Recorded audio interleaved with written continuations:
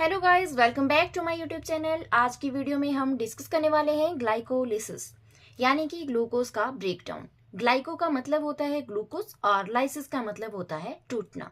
तो ग्लाइकोलिसिस में क्या होता है, इसमें ग्लूकोज का ब्रेकडाउन होता है। ग्लाइकोलिसिस को डिस्कस करने से पहले हम थोड़ा सा मेटाबॉलिज्म के बारे में बात कर लेते हैं। आपको पता है हमारी बॉडी में बहुत सारे सेल्स होते हैं, उन सेल्स को हम बायोकेमिकल फैक्टर्स भी बोल सकते हैं, क्योंकि इन फैक्टर्स में क्या होता है, इसमें लगातार बायोमोलिक्यूल्स की सिंथेसिस होती रहती है और वो ट्रांसफॉर्म होती रहती है अदर बायोमोलिक्यूल्स में। फॉर एग्जाम्पल, जैसे कि हमारे पास अमाइनो एसिड है, एक सिंपल मॉलिक्यूल है।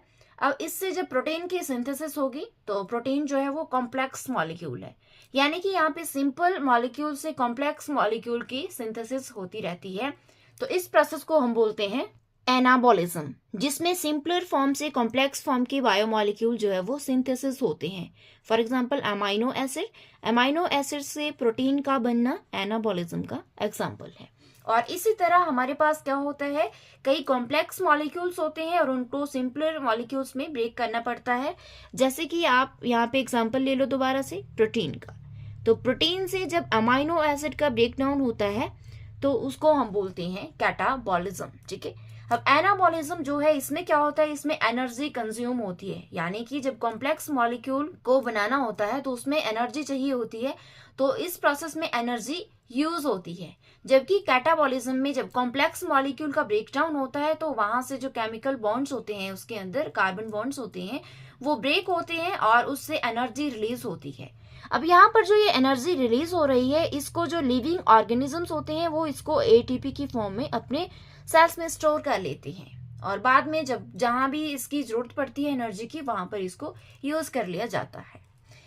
अब जो हमारे पास दो प्रोसेस आते हैं यहाँ पे, कैटाबॉलिज्म और एनाबॉलिज्म। ठीक है, ये दोनों जो है ये एंजाइम के ऊपर डिपेंड करते हैं, यानी कि इनके लिए एंजाइम की जरूरत होती है। तो ये एंजाइम कैटालाइज्ड केमिकल रिएक्शंस है और इन एंजाइम कैटालाइज्ड केमिकल रिएक्शंस को ही हम मेटाबॉलिज्म बोलते हैं। यानी मेटाबॉलिज्म के दो पार्ट होते हैं, एनाबॉलिज्म और कैटाबॉलिज्म। सो एनाबॉलिज्म और कैटाबॉलिज्म, इन दोनों को साथ में हम बोलते हैं मेटाबॉलिज्म। सो चलिए बात कर लेते हैं कि जो ये मेटाबॉलिज्म है, इसके अंदर जो मेटाबॉलिक रिएक्शंस आते हैं वो कितने टाइप के होते हैं। इसमें 4 टाइप के मेटाबॉलिक रिएक्शंस होते हैं, ऑक्सीडेशन रिडक्शन रिएक्शंस, और दूसरा है ग्रुप ट्रांसफर रिएक्शंस, और तीसरा है रीअरेंजमेंट एंड आइसोमेराइजेशन रिएक्शंस, और फोर्थ है make and break of carbon carbon bonds. यानी कि इसमें फर्स्ट वाले में ऑक्सीडेशन और रिडक्शन होती है किसी भी बायोमोलिक्यूल की, और दूसरे में क्या होता है कि उसमें जो फंक्शनल ग्रुप अटैच होता है वो एक जगह से दूसरी जगह में ट्रांसफर कर दिया जाता है, तो वो ग्रुप ट्रांसफर रिएक्शन हो गया। और इसी तरह क्या होता है, जो ये फंक्शनल ग्रुप्स होते हैं इसकी रीअरेंजमेंट भी की जाती है, तो इस रिएक्शन को हम बोलते हैं रीअरेंजमेंट एंड आइसोमेराइजेशन रिएक्शंस। और इसी तरह हमारे पास जो कॉम्प्लेक्स मॉलिक्यूल्स होते हैं उनके अंदर जो कार्बन कार्बन बॉन्ड्स होते हैं उनका ब्रेक डाउन होता है, और इसी तरह कई सिंपल मॉलिक्यूल्स जो होते हैं वो कॉम्प्लेक्स मॉलिक्यूल में जब कन्वर्ट होते हैं तो उसमें कार्बन कार्बन बॉन्ड्स की सिंथेसिस भी होती है। इसमें हम एग्जांपल ले लेते हैं कार्बोहाइड्रेट के मेटाबॉलिज्म का। ठीक है, इस तरह से प्रोटीन का मेटाबॉलिज्म होता है, फैट का मेटाबॉलिज्म होता है। तो हम यहाँ पे अब बात करने वाले हैं कार्बोहाइड्रेट के मेटाबॉलिज्म की। अब आपको पता है जो कार्बोहाइड्रेट होते हैं ये मेजर सोर्स होता है एनर्जी का। अब जो ये कार्बोहाइड्रेट मेटाबॉलिज्म है, इसके अंदर ग्लूकोज जो होता है वो सेंट्रल मॉलिक्यूल का रोल प्ले करता है। क्यों? क्योंकि जितने भी मेजर पाथवे होते हैं कार्बोहाइड्रेट मेटाबॉलिज्म के, वो सारे ग्लूकोज के साथ कनेक्टेड होते हैं, इसलिए ग्लूकोज को सेंट्रल मॉलिक्यूल भी कहा जाता है कार्बोहाइड्रेट मेटाबॉलिज्म में। सो इसके अंदर बहुत सारे पाथवेज आते हैं, जैसे कि glycolysis, citric acid cycle, gluconeogenesis, glycogenesis और glycogenolysis, hexose monophosphate shunt, uronic acid pathway. तो इस तरह से इसमें बहुत सारे पाथवेज आते हैं कार्बोहाइड्रेट मेटाबॉलिज्म में। सो आज हम बात करेंगे इसमें एक पाथवे को लेकर, ग्लाइकोलिसिस। तो ये किस तरह से होता है, आज की वीडियो में हम इसके बारे में बात करने वाले हैं। अब जो ये ग्लाइकोलिसिस होता है इसको हम एम्जन मेयरहॉफ पाथवे के नाम से भी जानते हैं, क्योंकि इसमें जो ये दो साइंटिस्ट है एम्जन और मेयरहॉफ जो है, इनके नाम पे ही इस पाथवे को एम्जन मेयरहॉफ पाथवे भी कहा जाता है, क्योंकि इन्होंने ही इस पाथवे को फर्स्ट टाइम जो है वो इंट्रोड्यूस किया था। अब हम बात करें ग्लाइकोलिसिस की, तो ग्लाइकोलिसिस क्या होता है? ग्लाइकोलिसिस एक ऐसा मेटाबॉलिक प्रोसेस है जिसमें ग्लूकोज का ब्रेकडाउन होता है और उससे एनर्जी प्रोड्यूस होती है। ग्लाइकोलिसिस में हर एक इसके दो दो मॉलिक्यूल्स प्रोड्यूस होते हैं, दो मॉलिक्यूल्स पाइरुवेट के, दो एटीपी के, दो NADH एंड दो वाटर मॉलिक्यूल्स जो है वो प्रोड्यूस होते हैं ग्लाइकोलिसिस के प्रोसेस में। अब जो ग्लाइकोलिसिस का प्रोसेस है ये कहाँ पर होता है? आपको पता है जो सेल्स होते हैं, सेल के अंदर जो है वो लिक्विड पार्ट भी होता है जिसको हम साइटोसोल बोलते हैं, वहीं पर जो एक ग्लाइकोलिसिस का प्रोसेस है वो होता है। अब जो ग्लाइकोलिसिस है ये दोनों कंडीशंस में हो सकता है। अगर इसके पास ऑक्सीजन है ये तो भी हो सकता है, अगर ऑक्सीजन नहीं भी है तो भी ग्लाइकोलिसिस हो सकता है। अगर यहाँ पे ऑक्सीजन एब्सेंट है तो उसको हम बोलेंगे एनाएरोबिक, ठीक है। तो इस केस में क्या होता है, इस केस में जो एंड प्रोडक्ट बनता है इसमें ग्लाइकोलिसिस में वो बनता है लैक्टेट। और यही अगर ऑक्सीजन प्रेजेंट है तो उसको हम बोलेंगे एरोबिक, ठीक है। एरोबिक पाथवे में क्या होता है, इसमें जो एंड प्रोडक्ट बनता है वो बनता है पायरुवेट। अब कई जगह पे क्या होता है, वहां पे माइटोकॉन्ड्रिया प्रेजेंट नहीं होती। अब आपको पता है जो माइटोकॉन्ड्रिया है उसको power house of the cell भी कहा जाता है, क्योंकि यहाँ से जो है एनर्जी मिलती है मैक्सिमम सेल्स को। अब कई जगह पे क्या होता है, वहां पे माइटोकॉन्ड्रिया प्रेजेंट नहीं होती, कुछ ऐसी सेल्स होती हैं जैसे कि आरबीसीज, ब्रेन सेल्स और रेनल मैजुला, ठीक है। तो ये जो सेल्स है इनके पास सिर्फ अकेला ही एक सोर्स होता है एनर्जी का, वो होता है ग्लाइकोलिसिस। तो इन सेल्स के अंदर जब ग्लाइकोलिसिस होती है तो उसी से इनको एनर्जी मिलती है। ग्लाइकोलिसिस तो आपको पता है कि वो सेल के साइटोसोल में होता है, लेकिन जो ग्लूकोज है वो सेल के साइटोसोल तक कैसे पहुंचता है?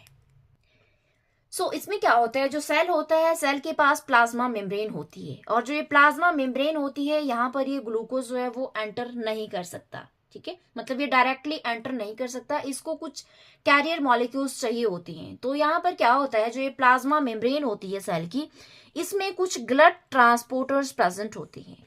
जो ये ब्लड ट्रांसपोर्टर्स होते हैं ये स्पेशली ग्लूकोज को प्लाज्मा मेम्ब्रेन से होते हुए सेल के अंदर ले जाते हैं। जो ये ब्लड ट्रांसपोर्टर्स होते हैं ये बाई डायरेक्शनल होते हैं, यानी कि ये ग्लूकोज को सेल के अंदर भी ले जा सकते हैं और उसको सेल से बाहर भी ला सकते हैं। अब जो हमारे पास ये ग्लूकोज है, ये ग्लूकोज आएगा कहाँ से, ठीक है।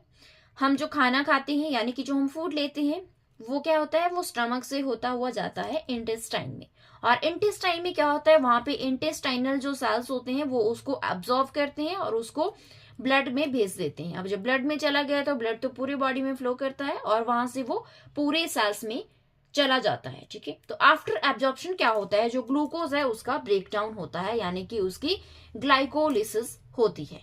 अब यहाँ पर आपने देख लिया कि जो ग्लूकोज है वो यहाँ पे आया सेल के पास और वो ब्लड ट्रांसपोर्टर की हेल्प से सेल के अंदर चला गया।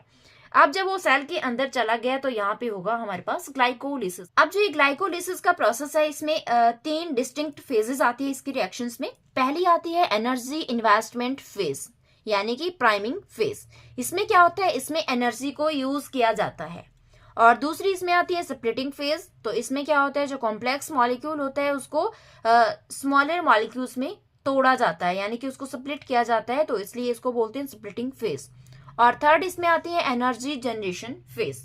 तो यहाँ पे जो है एनर्जी यूज हुई और इस फेज में क्या होता है, एनर्जी रिलीज होती है। चलिए अब आते हैं अपने ग्लाइकोलिसिस के मेन पाथवे पे, ठीक है। तो ग्लाइकोलिसिस किस तरह से होता है, इसमें सबसे पहला जो हमारे पास मॉलिक्यूल होता है वो होता है ग्लूकोज। तो यहाँ पर आप देख सकते हैं ये है ग्लूकोज का स्ट्रक्चर।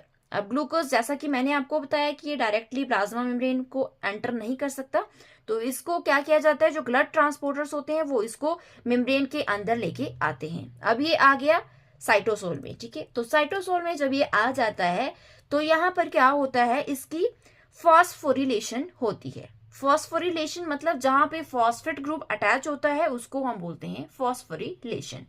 और इस फॉस्फोरिलेशन में क्या होता है, हेक्सोकाइनेज एंजाइम होता है जो इंपॉर्टेंट रोल प्ले करता है। हेक्सोकाइनेज जो एंजाइम है वो मैक्सिमम सारे टिश्यूज के अंदर होता है, लेकिन अगर लीवर सेल्स की बात करें तो वहां पे हेक्सोकाइनेज की जगह ग्लूकोकाइनेज यूज होता है। तो ग्लूकोकाइनेज जो है वहां पे ग्लाइकोलिसिस करता है। अब यहाँ पे हमारे पास है हेक्सोकाइनेज, ठीक है। तो हेक्सोकाइनेज यहाँ पे जो काइनेज जिसके साथ अटैच है तो इसका मतलब है ये फॉस्फेट ग्रुप को ऐड करेगा। लेकिन वो फॉस्फेट ग्रुप आएगा कहाँ से, तो उसको लिया जाता है एटीपी से। ठीक है, एटीपी जो है इसके पास 3 फॉस्फेट ग्रुप्स होते हैं, तो इसको जो है इससे एक फॉस्फेट ले लिया और इसको कन्वर्ट कर दिया एडीपी में। ठीक है, एटीपी एडीपी में कन्वर्ट हो जाता है और यहाँ से एक फॉस्फेट आता है जो ग्लूकोज के 6th नंबर ऑफ कार्बन पे जाकर अटैच हो जाता है। तो यहाँ पर आप देख सकते हैं ये 1 2 3 4 5 6 जो ये 6 नंबर कार्बन है, यहाँ पे फॉस्फेट ग्रुप अटैच हो गया और इस तरह से हमारे पास फॉर्मेशन हो गई ग्लूकोज 6 फॉस्फेट की। जो ये ग्लूकोज 6 फॉस्फेट हमारे पास बन गया, ये अब वापस यहाँ से बाहर नहीं जा सकता, यानी कि ये प्लाज्मा मेम्ब्रेन को क्रॉस नहीं कर सकता, अब ये इम्परमिएबल हो गया उसके लिए। ठीक है, और ये जो ग्लूकोज 6 फॉस्फेट है ये मतलब किसी दूसरे पाथवे में भी रोल प्ले कर सकता है। तो अब क्या होता है, अब ग्लूकोज 6 फॉस्फेट की आइसोमेराइजेशन होती है। पीछे क्या हुआ, फॉस्फोरिलेशन। अब आइसोमेराइजेशन का मतलब है कि इसकी रीअरेंजमेंट होती है। तो इसमें जो एंजाइम रोल प्ले करता है उसका नाम है फॉस्फोहेक्सोज आइसोमेरेज। ये क्या करता है, ये जो ग्लूकोज की एल्डिहाइड फॉर्म होती है उसको ये कीटो फॉर्म में कन्वर्ट करता है। एल्डिहाइड और कीटो फॉर्म में क्या फर्क होता है, जो एल्डिहाइड फॉर्म होती है उसमें क्या होता है, जो कार्बोनिल ग्रुप होता है वो अटैच होता है एंड पे। ठीक है, तो यहाँ पर आप देख सकते हैं जो ये कार्बोनिल ग्रुप यहाँ पे अटैच है, ये कार्बन चेन के एंड में अटैच है। ठीक है, तो जब आइसोमराइजेशन होती है तो यहाँ पे क्या होता है, इसको कीटो फॉर्म में कन्वर्ट किया जाता है। तो कीटो फॉर्म में क्या होता है, जो ये कार्बोनिल ग्रुप है ये चेन के अंदर प्रेजेंट होता है, यानी कि विद इन द चेन। ठीक है, तो यहाँ से हटकर ये यहाँ पर अटैच हो गया। तो इस तरह से हमारे पास फॉर्मेशन हो गई ग्लूकोज 6 फॉस्फेट से फ्रुक्टोज 6 फॉस्फेट की। अब ग्लूकोज 6 फॉस्फेट की तरह जो ये फ्रुक्टोज 6 फॉस्फेट है ये भी पार्टिसिपेट कर सकता है किसी भी अदर पाथवे में। जो ग्लूकोज 6 फॉस्फेट से फ्रुक्टोज 6 फॉस्फेट बनता है, ये वाला स्टेप जो होता है ये रिवर्सिबल स्टेप होता है। जो ये एरो ये दोनों साइड को मैंने शो कर रखा है, इसका मतलब है कि ये रिवर्स भी हो सकता है, यानी कि फ्रुक्टोज 6 फॉस्फेट ग्लूकोज 6 फॉस्फेट में कन्वर्ट हो सकता है और ग्लूकोज 6 फॉस्फेट जो है वो फ्रुक्टोज 6 फॉस्फेट में कन्वर्ट हो सकता है। अब फ्रुक्टोज 6 फॉस्फेट जो है इसकी दोबारा से फॉस्फोरिलेशन होती है। फॉस्फोरिलेशन होती है मतलब फॉस्फेट ग्रुप अटैच होता है। तो यहाँ पर एक एंजाइम रोल प्ले करता है फॉस्फोफ्रुक्टोकाइनेज। अब काइनेज यहाँ पे आया, काइनेज का मतलब है कि फॉस्फेट ग्रुप अटैच होगा। तो ये फॉस्फेट ये कहाँ से लेगा, एटीपी से। तो इसने एटीपी से फॉस्फेट लिया और एटीपी को एडीपी में कन्वर्ट कर दिया और उस फॉस्फेट को अटैच कर दिया कार्बन नंबर 1 पे। ठीक है, 6 पे तो ऑलरेडी था, तो इसने कार्बन नंबर 1 पे फ्रुक्टोज के क्या किया, फॉस्फेट को अटैच कर दिया। तो इस तरह से हमारे पास फॉर्मेशन हो गई फ्रुक्टोज 1,6 बिस फॉस्फेट की, जो कि 6 कार्बन मॉलिक्यूल है। अब यहाँ पर जो बिस वर्ड यूज किया गया है इसका मतलब है कि यहाँ पे जो फॉस्फेट ग्रुप है वो अलग अलग कार्बन के ऊपर अटैच है, यानी कि एक फर्स्ट के ऊपर अटैच है और एक 6 कार्बन के ऊपर अटैच है। अगर ये एक के बाद एक के ऊपर अटैच होते तो यहाँ पर हम डाई वर्ड यूज कर सकते थे, लेकिन यहाँ पर ये अलग अलग कार्बन के ऊपर अटैच है, इसलिए यहाँ पर यूज किया गया है वर्ड बिस। तो फ्रुक्टोज 1,6 बिस फॉस्फेट जो होता है ये कमिटेड स्टेप होता है ग्लाइकोलिसिस का। मतलब जब फ्रुक्टोज 1,6 बिस फॉस्फेट की फॉर्मेशन हो गई तो यहाँ पर ग्लाइकोलिसिस होनी ही होनी है। इससे पहले आपने देखा कि ग्लूकोज 6 फॉस्फेट भी किसी अदर पाथवे में पार्टिसिपेट कर सकता था और फ्रुक्टोज 6 फॉस्फेट भी अदर पाथवे में पार्टिसिपेट कर सकता था, लेकिन जब फ्रुक्टोज 1,6 बिस फॉस्फेट बन गया तो वहां पर श्योर है कि ग्लाइकोलिसिस होनी ही होनी है। तो यहाँ पर आप ये यहाँ पे देख सकते हैं, ये है फ्रुक्टोज 1,6 बिस फॉस्फेट का स्ट्रक्चर। तो यहाँ पर आपको पता है कि 6 कार्बन के ऊपर ऑलरेडी फॉस्फेट अटैच था, तो यहाँ पर एक एंजाइम आया फॉस्फोफ्रुक्टोकाइनेज, उसने क्या किया, उसने फर्स्ट नंबर के ऊपर भी फॉस्फेट ग्रुप अटैच कर दिया। अब जो ये फ्रुक्टोज 6 फॉस्फेट से फ्रुक्टोज 1,6 बिस फॉस्फेट की फॉर्मेशन होती है, ये वाला स्टेप जो है ये इरिवर्सिबल स्टेप होता है, यानी कि इसमें जो एरो है वो मैंने एक ही साइड को शो कर रखा है, तो ये इरिवर्सिबल स्टेप होता है। लेकिन नेक्स्ट स्टेप जो इसमें आता है फ्रुक्टोज 1,6 बिस फॉस्फेट जो है ये 2 मॉलिक्यूल में कन्वर्ट होता है। एक इसमें आता है डाई हाइड्रोक्सी एसीटोन फॉस्फेट और दूसरा आता है ग्लिसरॉल्डिहाइड 3 फॉस्फेट। ठीक है, जो फ्रुक्टोज 1,6 बिस फॉस्फेट है ये 6 कार्बन कंपाउंड है और ये यहाँ पर जो है ये 3 कार्बन है और ये वाला भी 3 कार्बन कंपाउंड है। तो इस तरह से ये 2 कंपाउंड में कन्वर्ट होगा, यानी कि 2 मॉलिक्यूल्स में कन्वर्ट हो गया with the help of enzyme aldolase. तो इस फेज को हम बोलते हैं स्प्लिटिंग फेज। ठीक है, मतलब यहाँ पे जो मॉलिक्यूल है वो 2 मॉलिक्यूल्स में स्प्लिट हो रहा है, और इससे पीछे की जो फेज थी जहाँ पे एटीपी यूज हो रही थी उसको हम बोलते हैं प्रिपरेटरी फेज। ठीक है, अब जो हमारे पास ये 2 मॉलिक्यूल्स की सिंथेसिस हुई, डाईहाइड्रोक्सी एसीटोन फॉस्फेट और ग्लिसरल्डिहाइड 3 फॉस्फेट। इसमें जो डाईहाइड्रोक्सी एसीटोन फॉस्फेट है ये डायरेक्टली मतलब इस पाथवे में पार्टिसिपेट नहीं कर सकता, जो इसके आगे का प्रोसेस है ये उसमें डायरेक्टली पार्टिसिपेट नहीं कर सकता, इसलिए इसको कन्वर्ट होना पड़ता है ग्लिसरल्डिहाइड 3 फॉस्फेट में। तो इसमें एक एंजाइम हेल्प करता है जिसका नाम है फॉस्फोट्राइओज आइसोमेरेज। सो फॉस्फोट्राइओज आइसोमेरेज क्या करता है, डाईहाइड्रोक्सी एसीटोन फॉस्फेट को ग्लिसरल्डिहाइड 3 फॉस्फेट में कन्वर्ट कर देता है। तो इस तरह से हमारे पास ग्लिसरल्डिहाइड 3 फॉस्फेट के 2 मॉलिक्यूल्स आ जाते हैं जो आगे के प्रोसेस में पार्टिसिपेट करती हैं। और जो ये वाला स्टेप होता है ये भी हमारे पास जो है वो रिवर्सिबल स्टेप होता है, यानी कि इससे ये मॉलिक्यूल्स भी बन सकते हैं और इन दोनों से ये फ्रुक्टोज 1,6 बिस फॉस्फेट भी बन सकता है। अब अगर यहाँ पे आप इनका स्ट्रक्चर देखें तो हमारे पास जो फ्रुक्टोज 1,6 बिस फॉस्फेट है उसके जो स्टार्टिंग के 3 कार्बन है वहां से ये ब्रेक होता है, 3 अलग हो जाते हैं और 3 अलग हो जाते हैं। जो शुरू के हैं वो डाईहाइड्रोक्सी एसीटोन बनाते हैं और जो लास्ट के हैं वो ग्लिसरल्डिहाइड 3 फॉस्फेट बनाते हैं। अब इस तरह से हमारे पास आ गए ग्लिसरल्डिहाइड 3 फॉस्फेट के 2 मॉलिक्यूल्स। अब यहाँ पर क्या होता है, यहाँ पर एक एंजाइम यूज होता है ग्लिसरल्डिहाइड 3 फॉस्फेट डिहाइड्रोजिनेज। ठीक है, तो ये एंजाइम क्या करता है, ये इस मॉलिक्यूल से हाइड्राइड लेता है और उसको भेज देता है NAD पॉजिटिव को, और NAD पॉजिटिव जो है ये NADH में कन्वर्ट हो जाता है। और इस तरह से यहाँ पे इसकी जो है वो फॉस्फोरिलेशन भी होती है ऑक्सीडेशन के साथ साथ। तो यहाँ पर जो फॉस्फेट है वो आता है हमारे पास इनऑर्गेनिक फॉस्फेट से, क्योंकि जो सेल का साइटोसोल होता है वहां पर जो है फ्रीली फॉस्फेट जो है वो मूव करते रहते हैं, तो वहां से हमारे पास आता है इनऑर्गेनिक फॉस्फेट और वो यहाँ पर अटैच हो जाता है। और इस तरह से हमारे पास जो है 1 और 3 कार्बन नंबर पे फॉस्फेट ग्रुप जो है वो अटैच हो जाता है और हमारे पास फॉर्मेशन होती है 1,3 बिस फॉस्फोग्लिसरेट की। अब जो ये 1,3 बिस फॉस्फोग्लिसरेट है इसकी फॉस्फोरिलेशन होगी और यहाँ पर जो एंजाइम है वो रोल प्ले करेगा फॉस्फोग्लिसरेट काइनेज।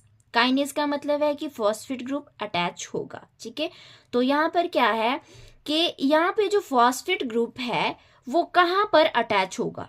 ठीक है, पहले तो हमारे पास था 1,3 बिस फॉस्फोग्लिसरेट। ठीक है, तो उसमें से हमारे पास रह गया 3 फॉस्फोग्लिसरेट, यानी कि जो फर्स्ट नंबर वाला फॉस्फेट था वो इसने किसको दे दिया, ADP को। ठीक है, तो इस तरह से यहाँ पे जो ADP को फॉस्फेट दिया तो यहाँ पर क्या हुआ, ADP ATP में कन्वर्ट हो गया। तो यहाँ पे जो फर्स्ट स्टेप हमारे पास आ गया जहाँ पे एनर्जी की फॉर्मेशन हुई। ठीक है, तो ATP यहाँ पे बन गया। तो इस स्टेप को हम बोलते हैं सबस्ट्रेट लेवल फॉस्फोरिलेशन, यानी कि यहाँ पे क्या होता है, जो सबस्ट्रेट है उसकी फॉस्फोरिलेशन हो रही है। और इस तरह जब हमारे पास फर्स्ट ATP मॉलिक्यूल की फॉर्मेशन होती है वहां से स्टार्ट होती है हमारी पे ऑफ फेज, यानी कि यहाँ पर हमारे पास जो है एनर्जी की जनरेशन स्टार्ट हो गई। अब जो ये 3 फॉस्फोग्लिसरेट हमारे पास बना, इसके में क्या होगा, इसकी दोबारा से आइसोमेराइजेशन की जाएगी, यानी कि रीअरेंजमेंट की जाएगी। तो इसमें दोबारा से एल्डिहाइड फॉर्म से कीटो फॉर्म में कन्वर्ट होगा ये मॉलिक्यूल।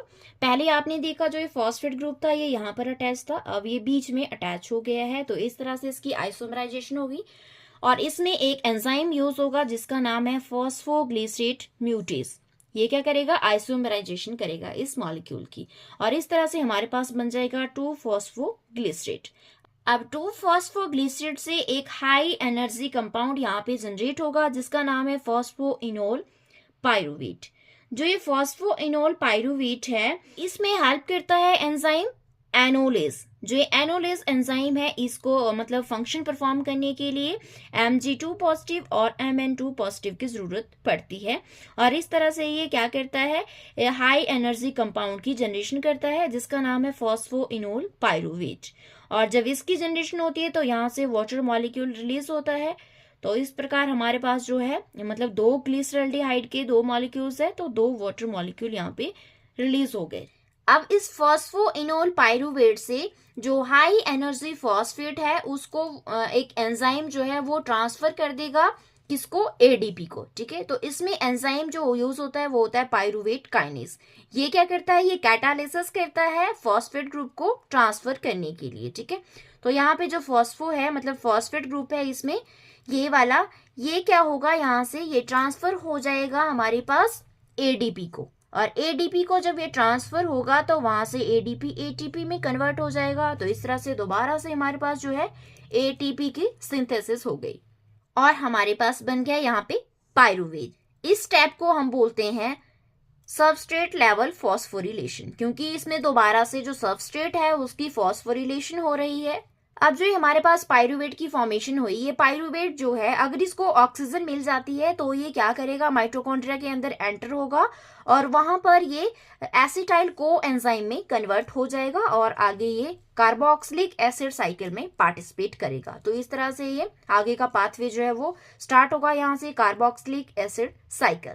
और अगर इसको ऑक्सीजन नहीं मिलती है तो क्या होगा, यहाँ पे एक एंजाइम जो है जिसका नाम है लैक्टेट डिहाइड्रोजिनेज, ये क्या करेगा, ये पाइरूवेट को लैक्टेट में कन्वर्ट कर देगा और इस तरह से हमारे पास, मैंने आपको पीछे बताया कि जो एनारोबिक कंडीशंस होती है वहां पर जो है ग्लाइकोलिसिस में जो एंड प्रोडक्ट बनता है वो बनता है लैक्टेट।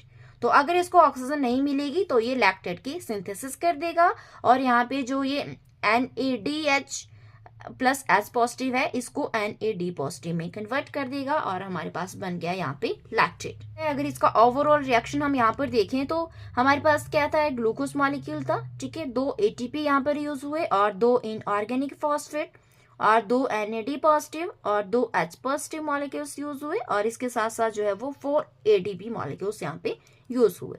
तो इन्होंने क्या बनाया, 2 pyruvate molecules, 2 H positive, 4 ATP, 2 H2O plus 2 NADH plus 2 ADP। ठीक है, तो नेट रिएक्शन अगर हम यहाँ पर देखें कि जो ग्लाइकोलिसिस का प्रोसेस है इसमें कितने मॉलिक्यूल्स ऑफ एनर्जी जो है वो सिंथेसाइज होते हैं। तो अगर हम इस इक्वेशन को कैंसिल करें तो हमारे पास इक्वेशन आती है ये वाली। ठीक है, इसमें आता है हमारे पास glucose plus 2 NAD positive plus 2 ADP plus 2 inorganic phosphate. अब इससे हमारे पास बनते हैं 2 पाइरूवेट के मॉलिक्यूल्स, 2 NADH, 2 H पॉजिटिव और 2 ATP और इसके साथ हमारे पास बनते हैं 2 वाटर मॉलिक्यूल्स। ठीक है, सो इस तरह से ये है हमारे पास नेट रिएक्शन। अगर आपसे कोई पूछे कि नेट कितना ATP जो है वो फॉर्म होता है ग्लाइकोलिसिस में तो आप उसका आंसर देंगे 2 ATP। ठीक है, अगर ओवरऑल पूछा जाए तो इसमें कितनी ATP प्रोड्यूस होती है, 4 ATP। ठीक है, तो ये था ग्लाइकोलिसिस का प्रोसेस। आई होप आपको ये वीडियो पसंद आई होगी। अगर आपको मेरी वीडियो पसंद आई हो तो मेरी वीडियो को लाइक करना, मेरे चैनल को सब्सक्राइब करना और वीडियो को ज्यादा से ज्यादा शेयर करना। Thank you for watching.